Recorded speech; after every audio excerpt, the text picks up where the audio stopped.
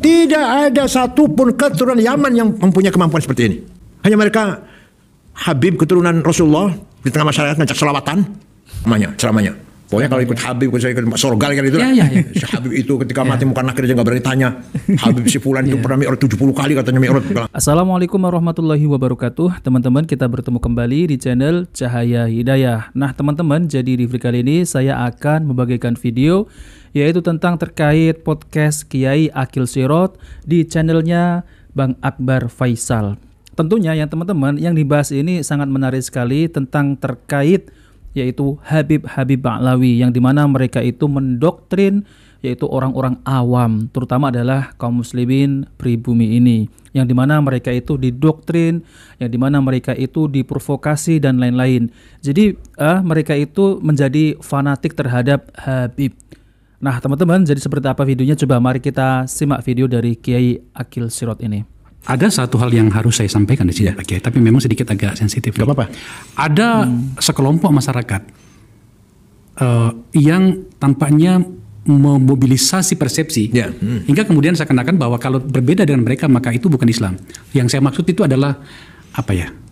Orang menyebutnya dari Yaman itu gitu. Habib, kita butuh penjelasan seperti apa itu? Mohon maaf, sebenarnya mereka tidak punya otoritas ilmu pengetahuan. Ya. Silakan kalau ada musyawarah alim ulama, apa ada dari mereka? Nggak ada.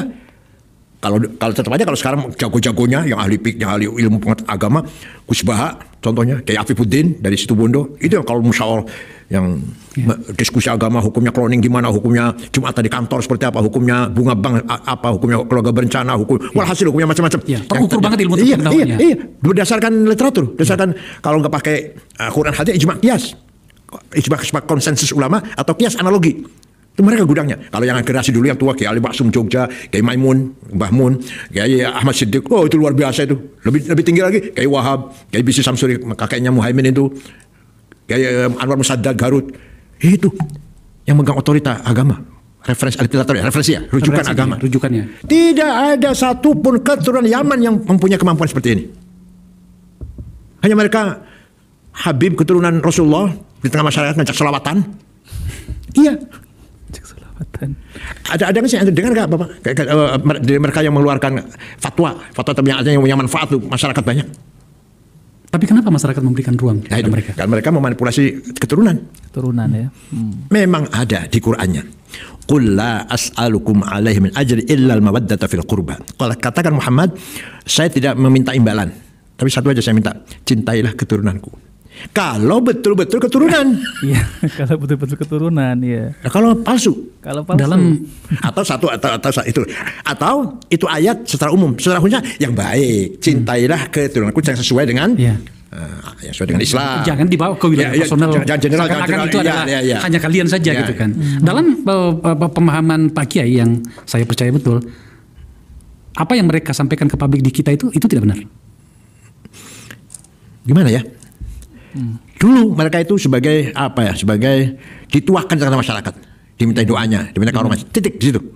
Tidak sebagai tokoh pemimpin pergerakan, bukan. Dulunya gitu. Saya masih kecil masih begitulah. Mereka itu ya kita hormati sebagai keturunan Nabi Muhammad, baca doa, selawat. Tapi kepemimpinan tetap di kiai ulama, hukum atau apa kebijakan atau keputusan tetap di kiai itu. Belakangan ini. Ada perubahan memang. Kok bisa ada mereka punya anggota yang pengikut yang fanatik. Iya. Kita akui mengumpulkan Jumatan di Monas 1 juta lebih itu dahsyat. Kita akui. Ya, kita akui. Tapi apakah seperti itu? Bukan, tidak. Kenapa? Karena tidurnya di masjid, sholatnya di lapangan. Mana Islam? Gampang aja gitu, gampang aja. Ukuran yang gampang. Tidurnya di masjid, sholatnya di lapangan. Kebalik-balik nih barang. Iya. Berangkat dari Cirebon, dari Cianjur ke sini, mau sholat Jumat. Kapan? Besok di lapangan sholatnya. Malam ini di masjid tidurnya. Coba. Saya bawa dalam situasi forum saya ini, Pak Kiai. Yang poin yang terakhir tadi ini. Apakah mereka tidak sebenarnya mereka itu sedang menerjemahkan pikiran religiusitasnya itu di dalam konteks agama, dalam konteks kekuasaan, maaf saya. Apakah tidak seperti itu? Bahwa yang saya maksud begini, mereka sebenarnya itu mau bicara tentang kekuasaan. Mereka mau bicara tentang politik. Ya. Tetapi kemudian pendekatannya seperti itu. Itu kan satu cara juga. Itu memanfaatkan masyarakat yang awam. Iya, masyarakat awam. Dikira kalau mereka lihat ceramahnya. Pokoknya kalau ikut Habib, saya ikut Sorgal kan itu. Si Habib itu ketika mati muka nakir aja nggak berani tanya. Habib si Fulan itu pernah mi'raj 70 kali katanya mi'raj. Solatmu seberapapun banyaknya setiap hari, tapi kalau tidak mendoakan Habib, maka itu tidak akan diterima. Saya tidak perlu menjadi seorang ahli agama untuk mengatakan ini omong kosong. Iya. Ya, tadi kembali dalam sejarah. Dalam sejarah tadi. Tidak ada ulama besar dari Habib, nggak ada. Iya, nggak ada. Hanafi, Bukhari, Muslim, Abu Dawud, Tirmidzi, Nasa'i, Ibnu Majah, Darqutni, Ghazali, Haramain, Baqillani, Ar-Razi, Sanusi, Ad-Dimyati, Asyuti, Ad-Dasuqi, Ad-Manhuri, Said Badawi, Asy-Syadzili, itu ulama besar nih. Yang sebut ulama besar ini, yang saya sebut ini. Satu pun nggak ada yang Habib. Nah, teman-teman ya, benar ya. Satu pun nggak ada dari kalangan Habib Ba'lawi. Oke. Kita masuk pada kajian terakhir dari diskusi kita, Pak Kiai. Ini menyangkut dengan politik dan kekuasaan. Ya. Sebenarnya Islam itu melihat itu kekuasaan seperti apa, Pak Kiai? Ketika ada, kata Nabi Muhammad secara sederhananya, ketika kamu dalam pepergian 3 orang, maka kamu harus mengangkat salah satu menjadi pemimpin. Ya, artinya kewajiban agama kita membuat pemerintahan, mewujudkan pemerintahan. Bahkan Ibnu Taimiyah berpendapat pemimpin yang zalim lebih baik daripada tidak ada pemimpin. Karena bagaimana masih masalah ammah, masalah umum akan terjaga kalau ada walaupun dia zalim secara itu. Artinya apa? Sekali lagi, kepemimpinan adalah merupakan perintah agama, membangun kepemimpinan. Maka beberapa ulama punya konsep kepemimpinan. Nah, teman-teman yang dimuliakan oleh Allah Subhanahu wa taala, jadi itulah ya tentang terkait masalah Habib Ba'lawi ini yang ada di Indonesia.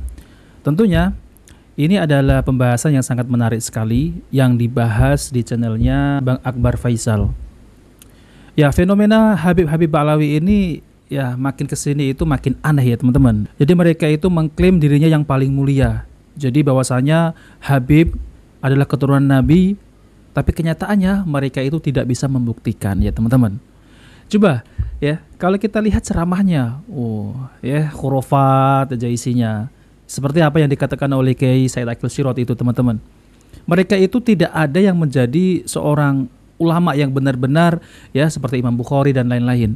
Gak ada ya ulama-ulama yang sekelas seperti Imam Bukhari, ulama-ulama ya salafus soleh, gak ada dari kalangan Habib ya teman-teman. Nah, sekarang ini Habib Ba'lawi ini ya seakan-akan ditokohkan ya, seakan-akan diulamakan ya teman-teman.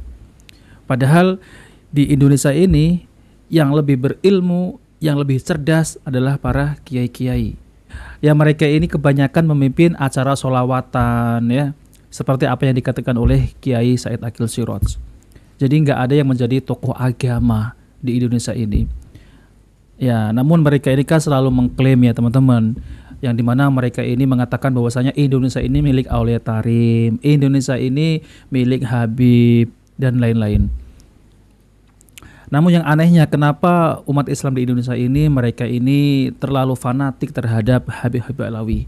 Ya, mereka itu karena apa? Karena mereka itu mengklaim, mengaku sebagai zuriat Nabi, tapi kenyataannya ya tidak bisa dibuktikan, yaitu kitab nasab, kitab sejarah, tes DNA dan lain-lain. Nah, oke teman-teman, kita bertemu di video selanjutnya. Jika video ini bermanfaat, jangan lupa like dan subscribe di channel Cahaya Hidayah. Wabillahi taufiq wal hidayah. Wassalamualaikum warahmatullahi wabarakatuh.